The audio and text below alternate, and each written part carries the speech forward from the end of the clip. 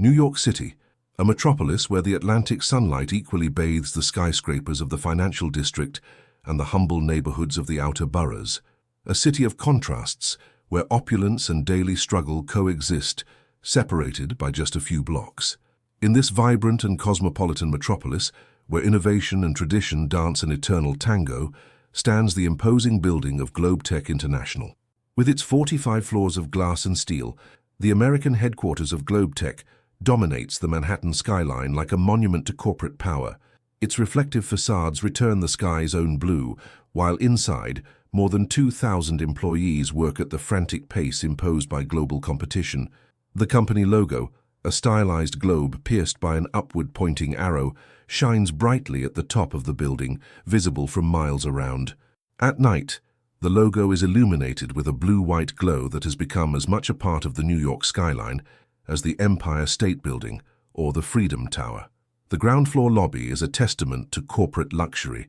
Marble floors imported from Italy, abstract sculptures by renowned artists strategically placed to impress visitors, and a security desk staffed by former military personnel dressed in impeccable dark suits.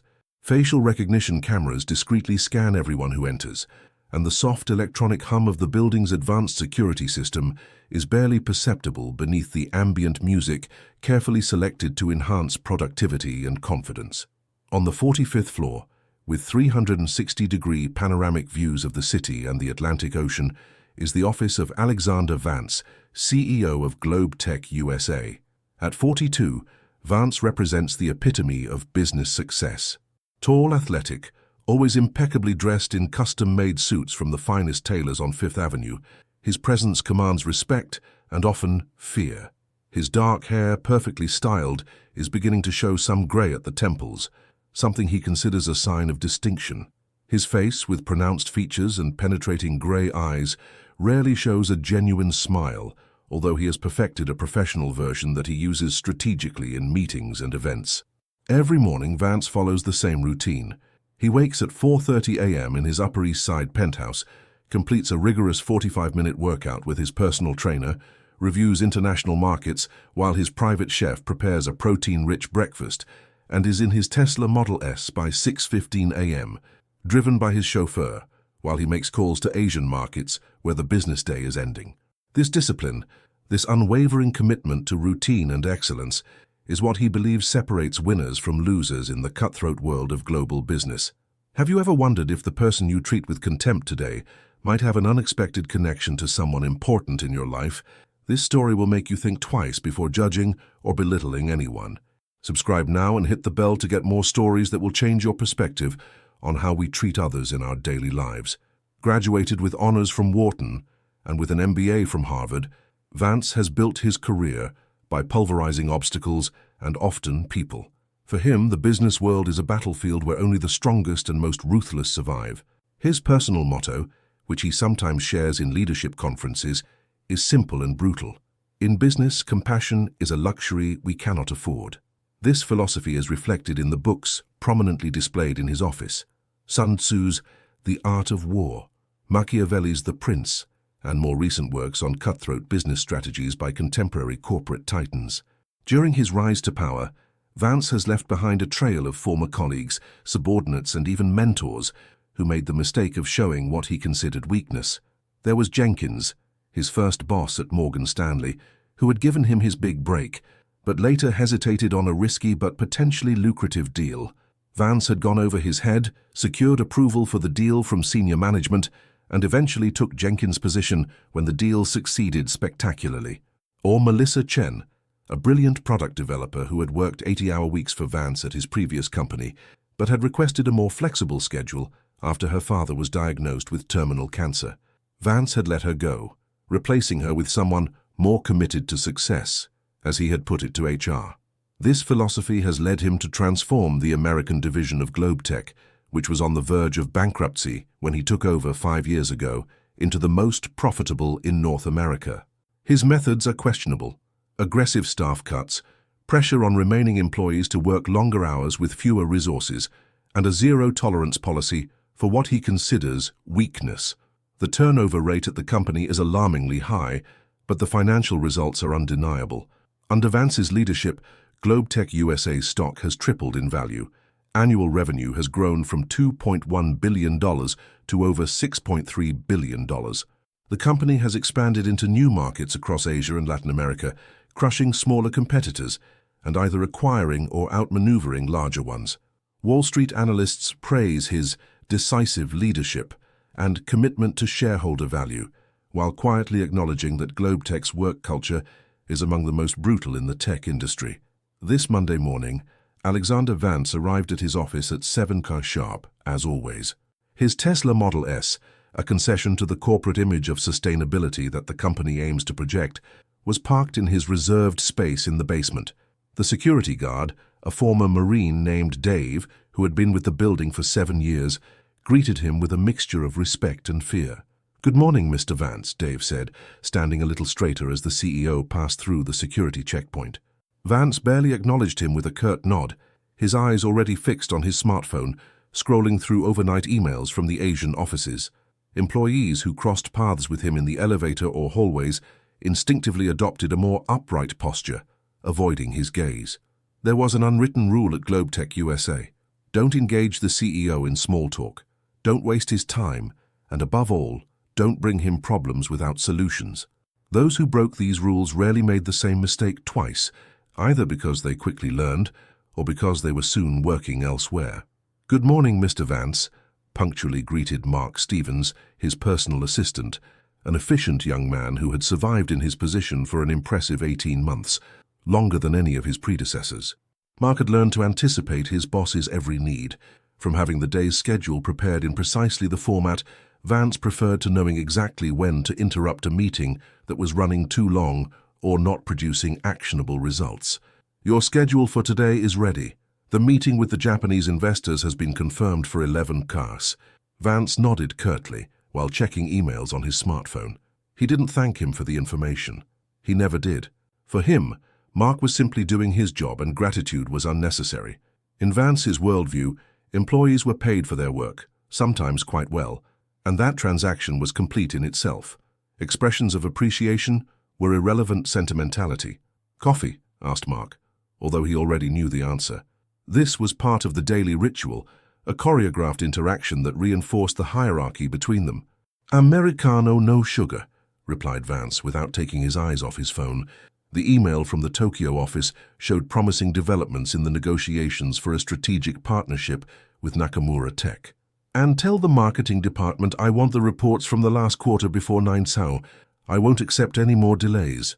The marketing reports were actually due at noon, but Vance often moved deadlines up arbitrarily.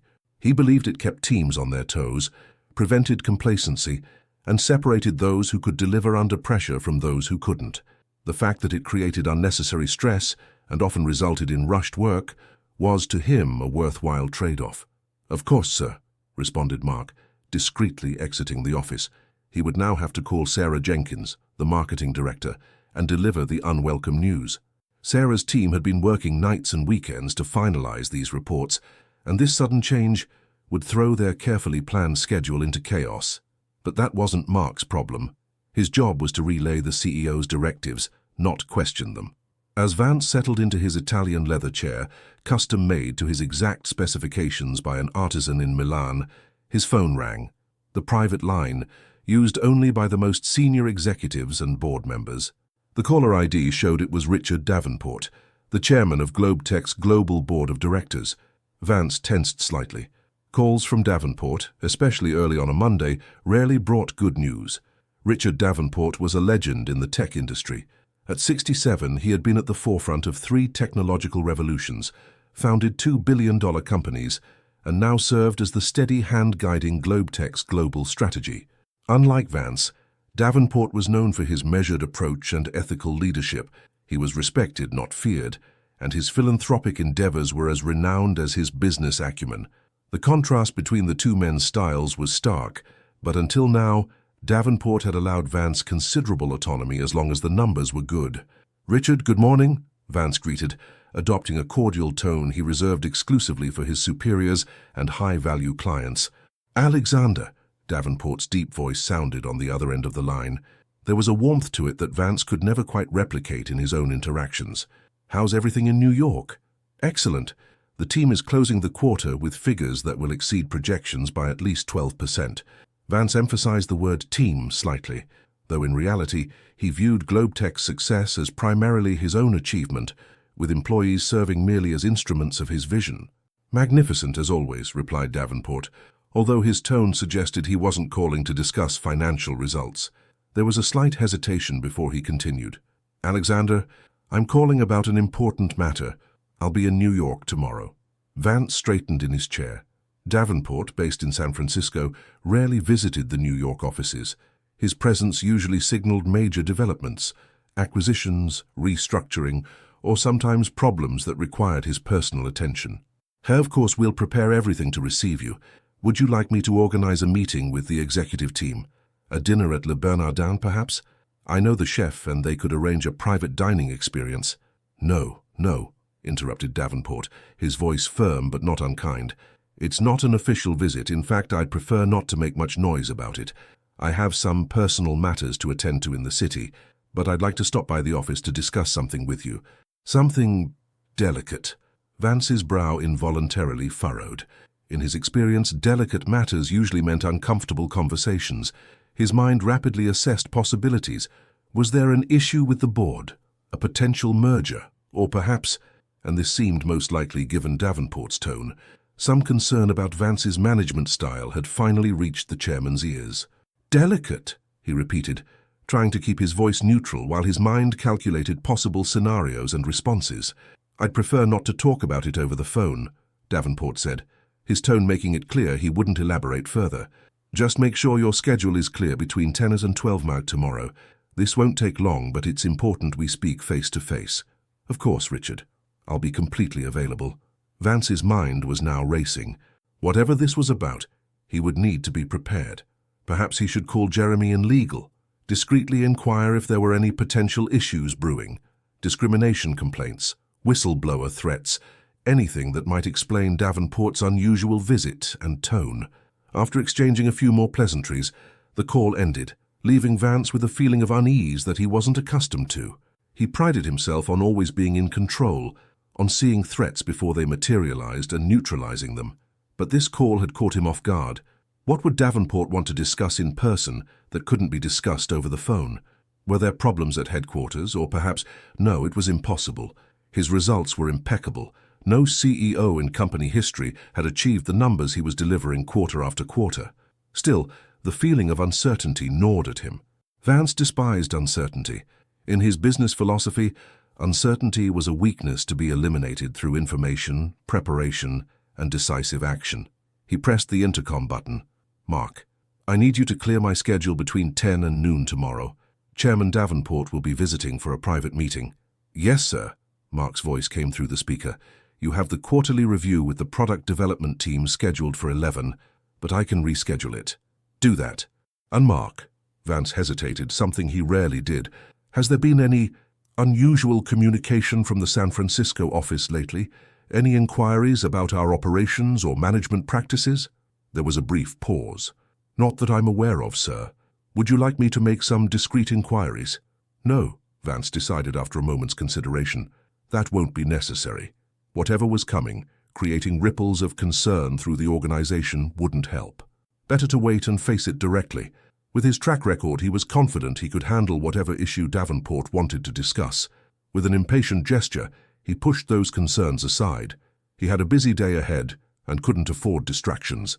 He called Mark to bring him the reports he had requested and immersed himself in his work, methodically addressing emails, reviewing financial projections, and preparing for his meeting with the Japanese investors. The marketing team delivered their reports at 8:57 a.m., 3 minutes ahead of Vance's arbitrary deadline. Sarah Jenkins herself brought them, dark circles under her eyes betraying the all-nighter her team had pulled to meet the accelerated timeline. Vance merely nodded when she placed the folder on his desk, not acknowledging the extraordinary effort. In his mind, this was simply what was expected. Excellence, delivered on time, every time. He didn't see the flash of resentment in Sarah's eyes as she left his office, nor would he have cared if he had. Emotions had no place in business decisions. The morning transcurred rapidly between meetings and calls, At 10:45, Mark entered to remind him of his meeting with the Japanese investors, a delegation from Mizuho Financial Group, considering a substantial investment in Bl4ck's expansion into Southeast Asian markets. "They're already waiting in the main boardroom, sir. I've arranged for refreshments and had the presentation materials distributed, as you requested." "Good," Vance said, standing and adjusting his brioni tie, deep blue with subtle silver accents, projecting confidence and authority. He picked up his tablet, which contained the presentation he would deliver, customized to appeal specifically to Japanese investment sensibilities, emphasizing long-term growth, strategic positioning, and risk mitigation rather than quick returns. As he walked toward the boardroom, cutting an imposing figure through the open office area, employees visibly tensed at his approach. Some pretended to be deeply engaged in their work, while others found sudden reasons to step away from their desks. This was the culture Vance had created, one of perpetual vigilance and underlying fear. Approaching the reception area that served as the gateway to the executive floor, Vance noticed something different. The reception desk, normally occupied by Mrs. Thompson, a stern, efficient woman in her 50s who had been with the company for over a decade, was instead staffed by a young woman he had never seen before. She was perhaps in her mid-20s, with deep brown skin and natural curly hair pulled back in a professional bun. She wore the standard Bl4ck receptionist uniform, white blouse, black skirt, and a silk scarf with the company logo around her neck. What immediately caught Vance's attention, however, was her obvious pregnancy. She appeared to be in her third trimester, her rounded belly visible even as she sat behind the desk. The young woman was taking a call, her voice pleasant and professional as she directed the caller to the appropriate department. Upon seeing the CEO approach, she quickly wrapped up the conversation and attempted to stand, not without some difficulty due to her advanced pregnancy. "Good morning, Mr. Vance," she greeted with a professional smile. Her accent revealed African-American origins, though she spoke with perfect diction and the polished tone of someone with excellent education. "I'm Jasmine Washington, the new receptionist. It's a pleasure to meet you." Vance looked her up and down, making no effort to hide his disapproval. His eyes lingered on her pregnant belly for a moment, before returning to her face with a cold, assessing gaze. A pregnant receptionist at the front desk of Bl4ck USA's headquarters. This was the first impression visitors, including the Japanese delegation currently waiting in the boardroom, would get of his company. It was unacceptable, a visible contradiction to the image of sleek efficiency he had cultivated so carefully. "Where is Mrs. Thompson?" he asked curtly, not bothering to acknowledge her introduction or return her greeting. Jasmine maintained her professional composure, despite Vance's evident hostility. "She's on vacation this week, sir. Her daughter is getting married in California, and she'll be out until next Monday. I'll be covering for her temporarily." Vance checked his watch impatiently, his irritation growing. He didn't have time for this now. The Japanese investors were waiting, and in Japanese business culture, punctuality wasn't just expected. It was a sign of respect and seriousness. Being even a few minutes late would create a negative impression that could affect the entire negotiation. "Fine. No calls to the boardroom for the next hour. The Japanese delegation is already waiting." "Yes, sir. I've already offered them refreshments and provided them with company materials to review. Mr. Tanaka was particularly interested in the new semiconductor project, so I included the technical overview that was prepared for—" "I didn't ask for a report," interrupted Vance sharply, his tone cutting through her explanation like a knife. "Just make sure we're not disturbed. Any calls can go to voicemail." He didn't need a temporary receptionist, especially one in her condition, making decisions about what information to share with high-value potential investors. Without waiting for a response, he turned and strode purposefully toward the boardroom, leaving Jasmine slightly taken aback by his abruptness. Behind him, her professional smile faded slightly, replaced by a momentary look of thoughtful assessment before she composed herself and returned to her duties. The meeting with the Japanese investors went exceptionally well. Vance was in his element, confidently presenting Bl4ck's vision for expansion, deftly handling questions about market volatility and competitive threats, and painting a compelling picture of the returns Mizuho could expect from their investment. The delegation, consisting of 3 senior executives from the bank's international investment division, seemed impressed with Bl4ck's vision and strategy. Your analysis of the Southeast Asian market opportunities is most comprehensive, Mr. Vance, said Tanaka-san, the head of the delegation, as they concluded the presentation. We are particularly impressed with your risk mitigation strategies. Vance nodded, accepting the praise as his due. Bl4ck believes in thorough preparation. We don't enter markets hoping for success. We engineer it through detailed analysis and decisive execution. As they were leaving the boardroom, Tanaka-san made an unexpected comment. Your company's commitment to diversity is commendable, Mr. Vance. Not many American corporations would have a visibly pregnant woman as their first point of contact. Vance stiffened slightly, but maintained his professional smile. Inside, he was seething. So the Japanese had noticed the pregnant receptionist and had apparently drawn conclusions about Bl4ck's corporate values, conclusions that were completely at odds with the ruthlessly efficient image he had worked so hard to project. At Bl4ck, we value talent in all its forms, he replied smoothly, despite his earlier reaction suggesting quite the opposite. Our commitment to diversity is integral to our corporate philosophy. The words felt foreign in his mouth, empty corporate speak that he had always privately derided as weakness masquerading as virtue. But in this moment, they were necessary to maintain the facade. After escorting the delegation to the elevator and exchanging final pleasantries, Vance watched the doors close and immediately felt his carefully maintained professional demeanor begin to crack. The receptionist situation needed to be addressed immediately. This was not the image he wanted for Bl4ck, not the first impression he wanted high-value clients and investors to have of his company. He returned to the reception area with determination in his stride. Jasmine was now arranging some documents at her desk, a stack of visitor badges being organized for an afternoon meeting. She looked up as he approached, offering a polite smile that betrayed no hint of their earlier tense interaction. "How did the meeting go, Mr. Vance?" she asked, her tone genuinely interested rather than merely polite. "That's none of your concern," he replied coldly. He glanced around to ensure no one was within earshot. The executive floor was relatively quiet at this hour, with most senior staff in meetings or working behind closed doors. Then, lowering his voice but maintaining his harsh tone, he added, "Who approved your assignment to the front desk in your condition?" Jasmine's expression remained professional, but a slight tension appeared around her eyes. "Mr. Peterson in HR arranged for me to cover for Mrs. Thompson. I have 3 years of reception experience from my previous position at Morgan Stanley, and I don't care about your experience." Vance cut her off, his voice now barely above a whisper but sharp as a knife. "The reception desk is the face of Bl4ck. We need someone who projects efficiency and professionalism. I assure you, Mr. Vance, my pregnancy doesn't affect my ability to perform my duties," Jasmine replied calmly, though there was a new firmness in her tone. In fact, the Japanese delegation specifically commented on how helpful I had been in providing them with the technical materials they requested while waiting. "Look," Vance leaned closer, invading her personal space in a way that was both intimidating and dismissive. "I don't know what kind of diversity quota HR is trying to fill with you, but a visibly pregnant woman isn't the image we want for our corporate headquarters. The Japanese were just being polite. In reality, it projects weakness, a lack of focus on business priorities." He straightened, his expression cold and final. "When Thompson returns, you'll be reassigned to a less visible position. Until then, try to stay seated as much as possible so your condition isn't so obvious to visitors." Jasmine's eyes widened slightly, a mix of shock and hurt flashing across her face before she carefully controlled her expression.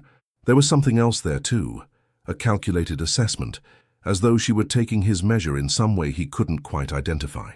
"I understand, sir," she replied, her voice steady despite the blatant discrimination she had just faced. "Is there anything else you need from me at this time?" Vance, considering the matter settled, turned to leave, but then stopped. "And make sure you connect me with Peterson in HR immediately. We need to have a serious conversation about staffing decisions." "Right away, Mr. Vance," Jasmine responded, reaching for the phone, her expression now carefully neutral. As Vance walked back to his office, he felt a twinge of something, not quite guilt, but perhaps a vague awareness that his behavior might have been excessive. The woman was only doing her job after all, and by all appearances doing it competently. But he quickly dismissed the thought. This was business. Appearances mattered. Decisions needed to be made based on what was best for the company, not what made people feel good. Mark was waiting in his office with the afternoon schedule and several messages that had come in during the meeting. The Japanese delegation's assistant called to say they were very impressed with the presentation and will be recommending to their board that they proceed with the investment discussions, he reported. Good, Vance said, settling back into his chair. Schedule a call with their CFO for later this week to discuss the next steps. He paused, then added, and find out who's responsible for putting a pregnant woman at our front desk. I want to speak with them today. Mark hesitated, something he rarely did. That would be Lawrence Peterson, sir, the HR director, but he paused, seeming to choose his words carefully. Ms. Washington has excellent qualifications. Columbia graduate, former executive assistant at Morgan Stanley, and her references were exceptional. Mrs. Thompson specifically requested her as her temporary replacement. Vance fixed Mark with a cold stare. Did I ask for her resume? Just set up the meeting with Peterson. He turned his attention to his computer, effectively dismissing his assistant. The rest of the day passed in a blur of meetings, calls, and reports. Vance didn't give another thought to the pregnant receptionist or his interaction with her. By the time he left the office at 8:30 p.m., long after most employees had gone home, the incident had been completely forgotten, filed away as just another minor irritation in a day filled with more important concerns. On his way out, he noticed that Jasmine was already gone, replaced by the evening receptionist, a middle-aged man who nodded respectfully as Vance passed. Good, he thought. At least the evening shift presented a more appropriate image for the company. The following morning, Vance arrived at the office earlier than usual, at 6:30 a.m. The meeting with Richard Davenport was weighing on his mind, and he wanted to review the latest company reports once more before their conversation. Whatever delicate matter the chairman wanted to discuss, Vance was determined to be fully prepared. He spent the early morning hours reviewing financial projections, recent hiring and firing trends. The company's turnover rate was high, but he considered that a feature, not a bug, and potential areas of concern that might have triggered Davenport's visit. By the time employees began arriving at 8:30, he had convinced himself that the meeting was probably about succession planning. Perhaps Davenport was considering retirement and wanted to discuss Vance's potential elevation to a global role. At 9:45, Mark buzzed his intercom. Chairman Davenport has arrived, sir. He's in the reception area. I'll be right out, Vance replied, straightening his tie and putting on his suit jacket. He took a moment to check his appearance in the small mirror hidden in his office closet. Perfect, as always. To his surprise, when he reached the executive floor reception area, Richard Davenport was already there, engaged in conversation with, of all people, the pregnant receptionist from the day before. Even more surprising was the easy familiarity between them. Davenport, a distinguished-looking man with silver hair and the relaxed confidence that came from decades at the top of the corporate world, was smiling warmly at something she had said, his hand resting affectionately on her shoulder. Vance froze momentarily, a sense of foreboding washing over him. Before he could retreat or approach, Davenport spotted him. "Alexander! Good morning," called the chairman, waving him over with a warm smile that didn't quite reach his eyes. "I was just catching up with my daughter. Have you met Jasmine Washington Davenport?" The floor seemed to sway beneath Vance's feet. Daughter? The pregnant receptionist was Richard Davenport's daughter. His mind raced, desperately trying to process this information, while simultaneously recalling every word of his interaction with her the previous day. The dismissive tone, the thinly veiled discrimination, the order to keep her pregnancy hidden, all of it now played back in his head with horrifying clarity. "We met briefly yesterday," Vance managed to say, extending his hand mechanically. "Good morning, Ms. Washington Davenport." Jasmine accepted his handshake with professional courtesy, though her eyes held a knowing look. "Mr. Vance and I had quite an illuminating conversation about Bl4ck's commitment to diversity and inclusion," she said, her voice pleasant but with an unmistakable edge. Richard Davenport beamed, oblivious to the undercurrents, or perhaps, Vance realized with growing dread, not oblivious at all. "That's wonderful. Jasmine is doing her doctoral research on organizational transformation and ethical leadership. She's been studying various corporate cultures, and I thought Bl4ck USA would make an excellent case study." "Doctoral research," Vance repeated weakly, his usual confident demeanor nowhere to be found. "Yes, at Columbia. Her dissertation focuses on how leadership styles impact organizational wellness and productivity, Davenport explained proudly. There was something in his tone, a subtle emphasis on leadership styles, that made Vance increasingly certain this wasn't a coincidence. Then, checking his watch, he added, "Shall we head to your office for our discussion, Alexander? It concerns Jasmine's findings, actually." Vance felt as though he were moving through a nightmare. "Of course," he managed to reply, leading the way to his office with leaden feet. Each step seemed to take enormous effort, as though he were walking to his own execution. Once inside with the door closed, Richard Davenport's expression changed from genial to serious. He didn't sit down immediately, instead moving to the floor-to-ceiling windows to gaze out at the Manhattan skyline. "You've built something impressive here, Alexander," he said, his back still turned. "The numbers speak for themselves. BEYONCÉ USA is our most profitable division by a significant margin." Vance felt a momentary surge of hope. Perhaps this wasn't about Jasmine after all. Perhaps his achievements would outweigh whatever complaints she might have made about their brief interaction. "Thank you, Richard. The team has worked hard to—" "But at what cost?" Davenport turned, his expression now stern. "Alexander, I'll be direct. Jasmine came to me last night, quite disturbed by your interaction with her." Vance's throat went dry. "Richard, I can explain." "She recorded the conversation," Davenport continued, his voice now cold. He reached into his pocket and placed a small digital recorder on Vance's desk. "Company policy allows for that, as you know. All employees are permitted to record workplace interactions if they feel threatened or harassed." With a sinking feeling, Vance realized the trap he had walked into. His own policy, implemented to protect the company from potential lawsuits by documenting problematic employee behavior, was now being used against him. Davenport pressed a button on the recorder, and Vance's voice filled the room. "I don't know what kind of diversity quota HR is trying to fill with you, but a visibly pregnant woman isn't the image we want for our corporate headquarters.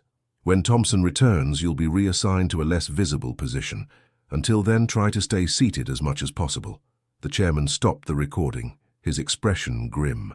"The remarks you made were not only deeply inappropriate, but potentially grounds for a discrimination lawsuit that BEYONCÉ cannot afford, financially or reputationally.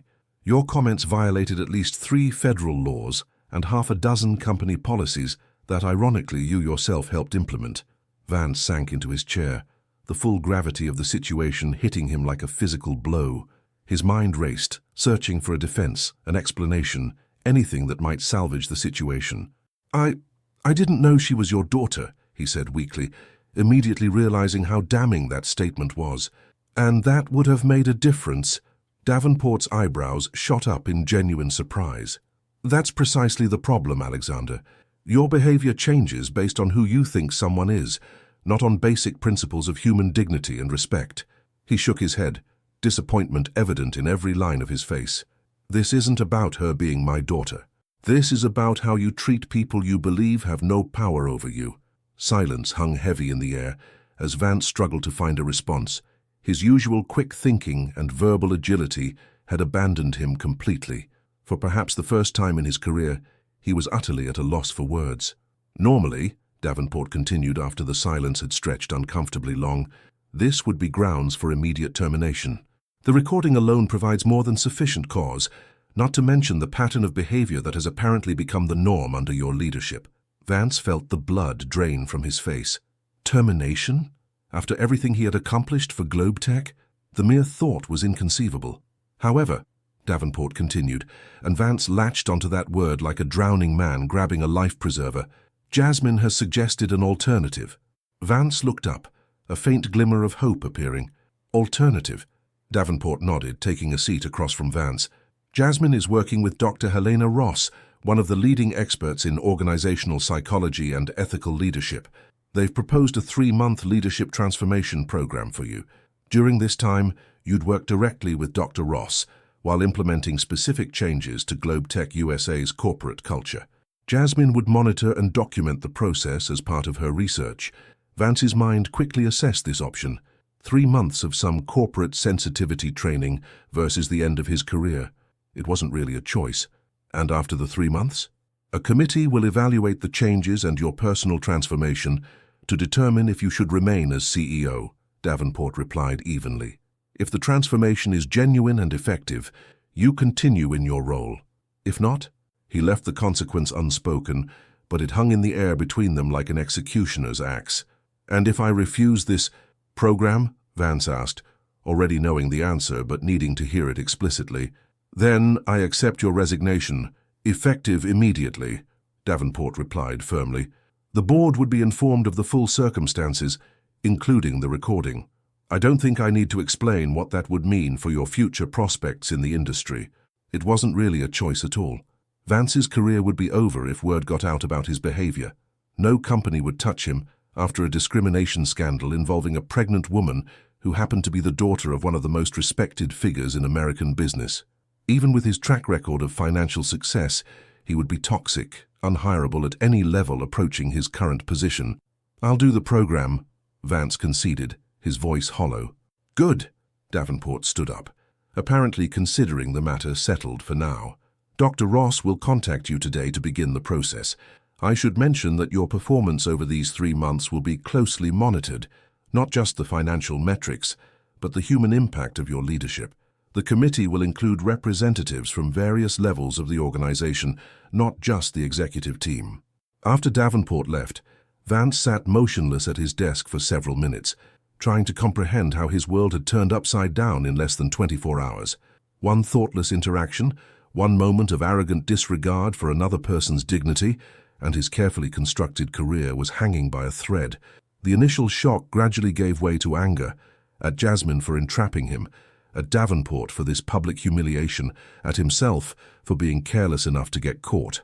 But beneath the anger was something else, something Vance rarely experienced: fear. For the first time in his meteoric career, he faced the real possibility of failure, of losing everything he had built. That afternoon, he met with Dr. Helena Ross, a sharp-eyed woman in her 50s with salt-and-pepper hair and an air of quiet authority that reminded him somewhat of his doctoral advisor at Harvard, someone who could see through pretense and demanded authentic engagement. She didn't waste time on pleasantries, arriving precisely on time and getting straight to business. Mr. Vance, what we're undertaking is not just sensitivity training or a PR exercise, she explained, sitting across from him with a notepad and tablet. This is a fundamental re-evaluation of your leadership philosophy and its impact on your organization. It won't be easy or comfortable. It will require you to question core assumptions that have guided your career thus far. Vance nodded stiffly, still not entirely resigned to this process, but pragmatic enough to recognize his limited options. I understand. What exactly will this involve? 3 key components, Dr. Ross replied, her voice matter-of-fact. First, intensive one-on-one coaching sessions with me 3 times weekly. We'll explore your leadership philosophy, its origins and its impacts, both intended and unintended. Second, you'll implement specific organizational changes aimed at improving workplace culture and employee well-being. These will be measurable interventions with clear metrics. Third, regular feedback sessions with staff at all levels, including those you typically wouldn't interact with: custodial staff, administrative assistants, junior developers, and so on. The last part made Vance particularly uncomfortable. The idea of sitting down with employees he considered essentially interchangeable and soliciting their opinions on his leadership seemed not just unnecessary, but counterproductive. What could a janitor possibly tell him about running a multi-billion-dollar technology company? And Jasmine's role in this? Vance asked cautiously. Ms. Washington Davenport will be observing and documenting the process for her research. She'll also provide regular assessments of the changes she observes. Dr. Ross fixed him with a penetrating look that seemed to see through his reluctant compliance to the resentment beneath. Mr. Vance, for this to work, you must be genuinely open to change. Going through the motions won't be sufficient. The committee will know, and so will your employees. For the first time in his professional life, Alexander Vance felt truly out of his depth.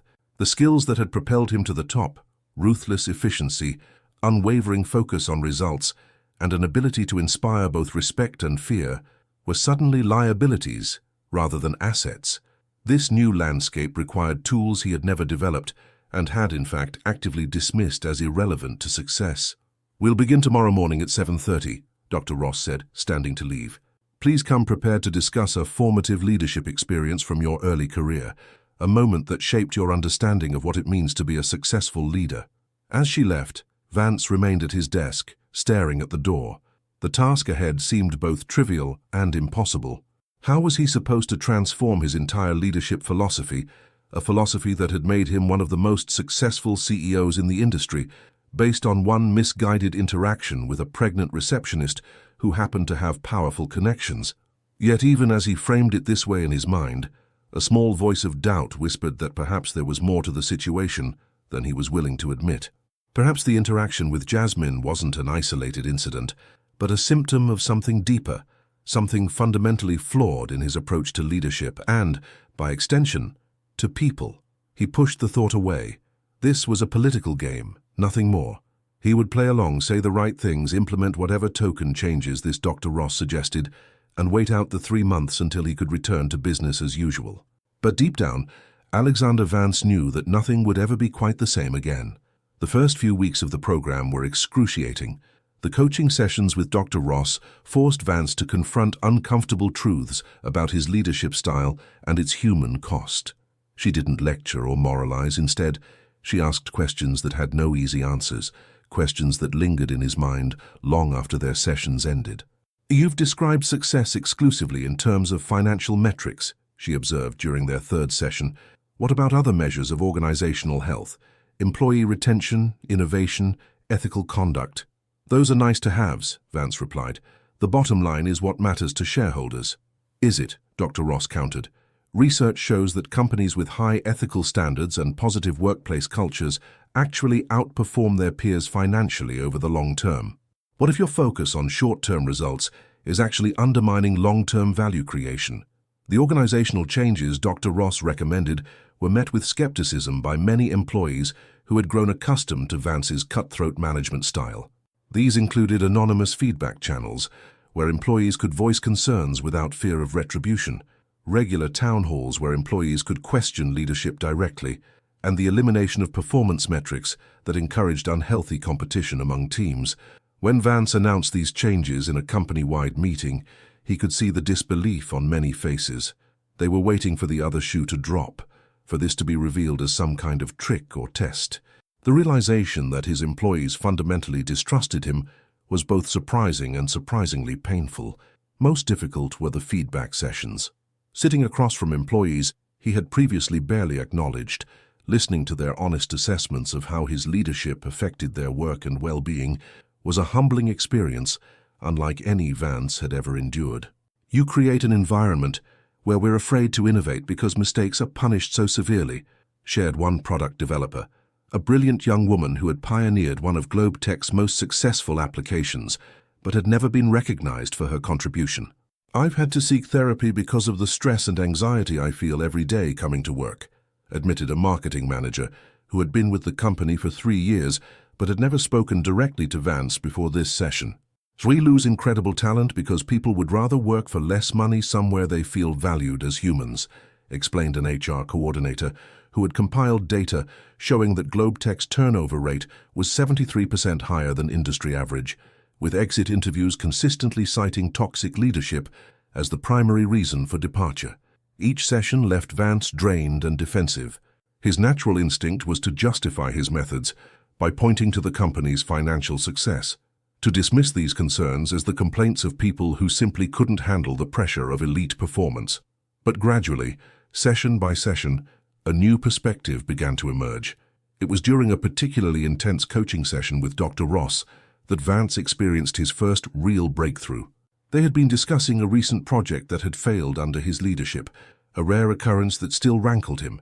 "You blame the team lead for not raising concerns earlier," Dr. Ross observed, "but you've created a culture where bearing bad news is effectively punished. Why would anyone feel safe telling you a project was in trouble?" "Because it's their job," Vance responded sharply. "I'm not paying them to protect their feelings. I'm paying them to deliver results." "And did punishing the messenger help deliver better results?" Dr. Ross asked quietly. Vance opened his mouth to respond, then closed it again. The truth was, the project had gone from troubled to unsalvageable because problems had been hidden until it was too late to correct them. His punitive approach hadn't improved performance.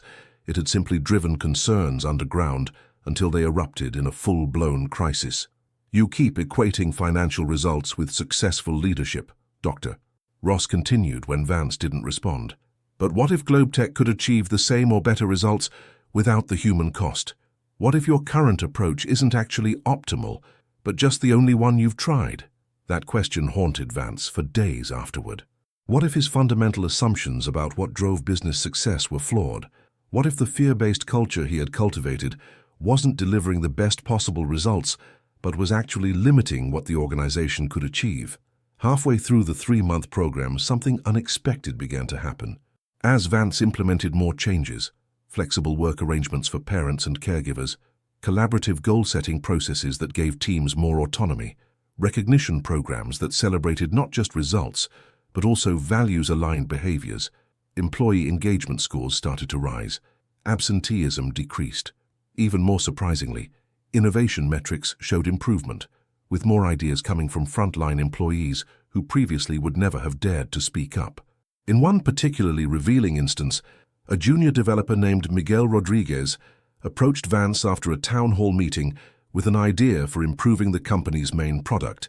In the past, someone at Miguel's level would never have had direct access to the CEO, and certainly wouldn't have risked suggesting that the company's flagship product had flaws, but the new open-door policy Dr. Ross had insisted on had made this conversation possible. It would require reconfiguring the back-end architecture, Miguel explained nervously, clearly expecting to be dismissed, but it would improve processing speed by about 40% and reduce server costs significantly. Instead of brushing him off, Vance asked questions, really listening to the answers.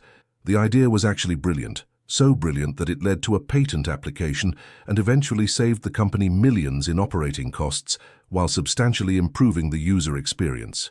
"This is exactly what I've been talking about," Dr. Ross told Vance during their next session.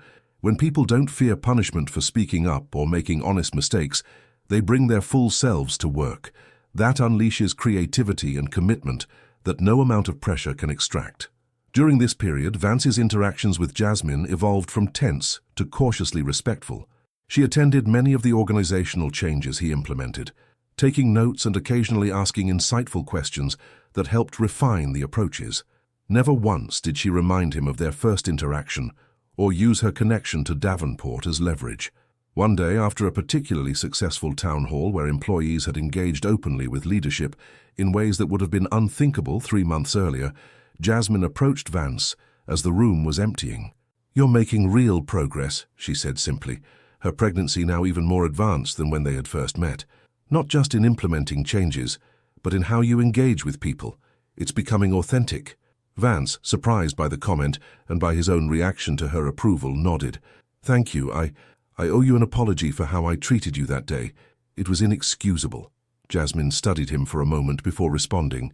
"You know, when my father suggested I do my research at Bl4ck, he warned me about you. He said you were brilliant but ruthless. What he didn't tell me was that you were capable of this kind of transformation." "I'm not sure I knew it myself," Vance admitted, the most honest he had been with anyone in years. "I've spent my entire career believing that compassion and business success were incompatible.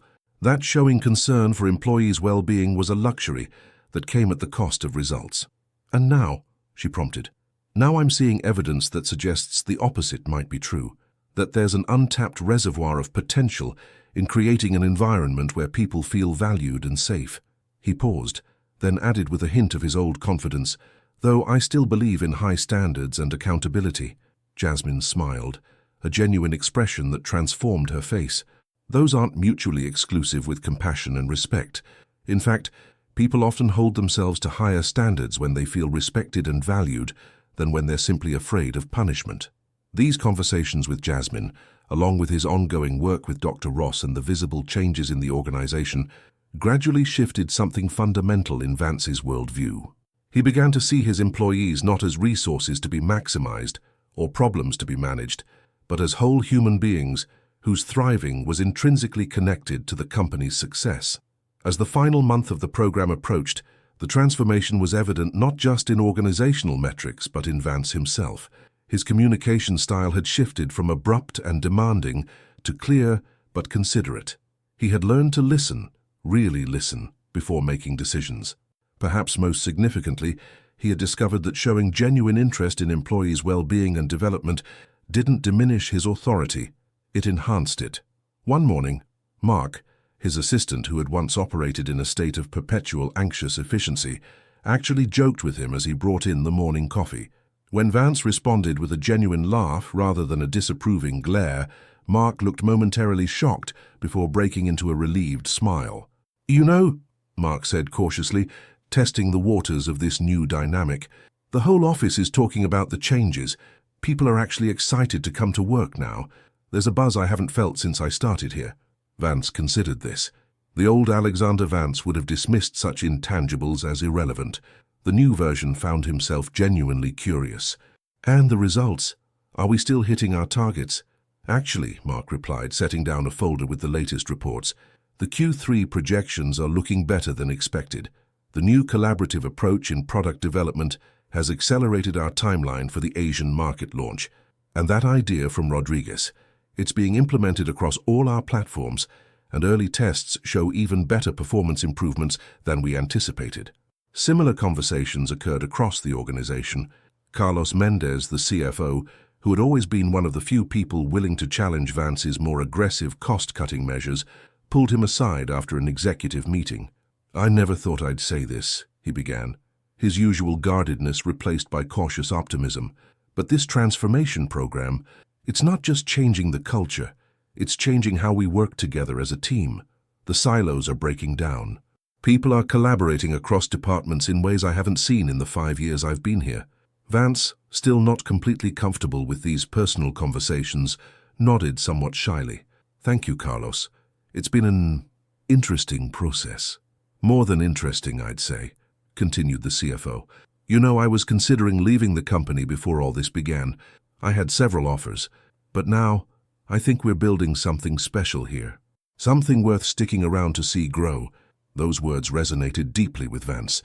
The idea that talented people like Carlos were choosing to stay, not out of fear of looking for alternatives, but because they genuinely wanted to be part of what they were building, represented a type of success he had never considered before.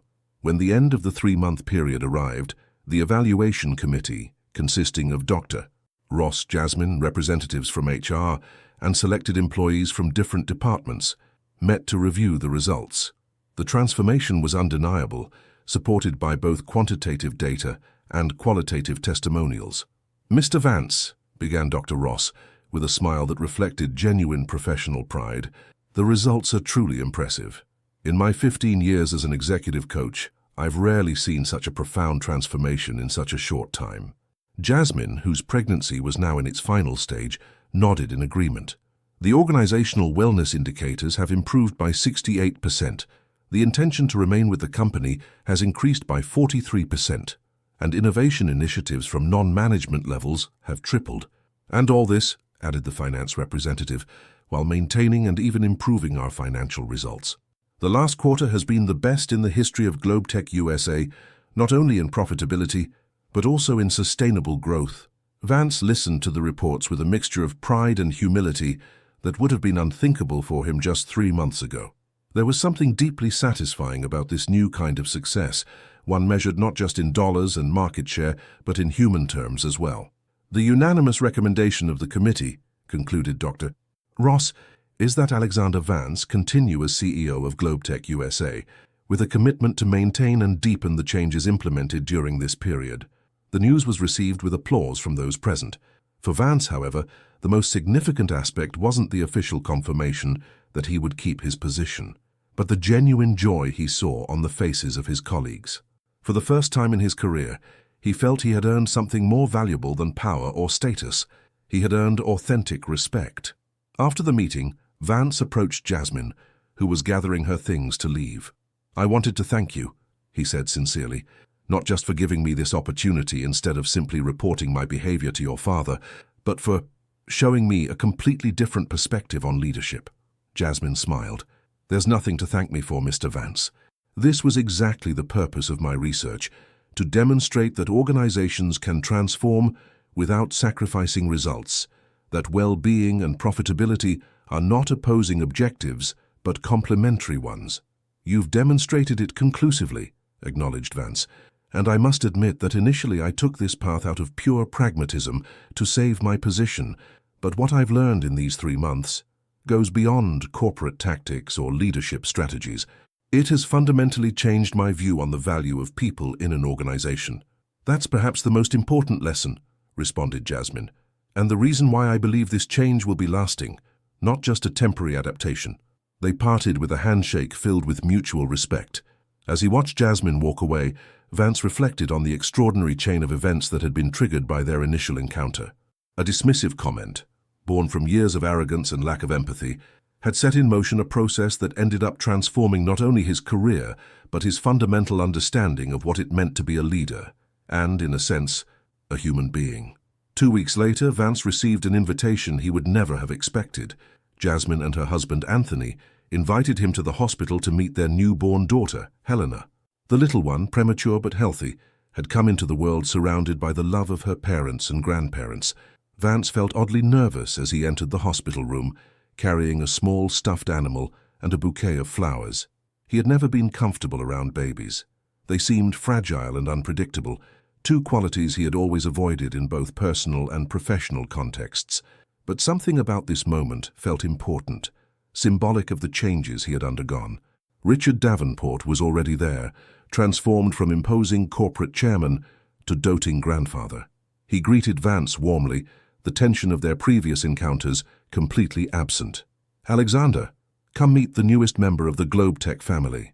Jasmine was sitting up in bed, tired but radiant, with a tiny bundle cradled in her arms.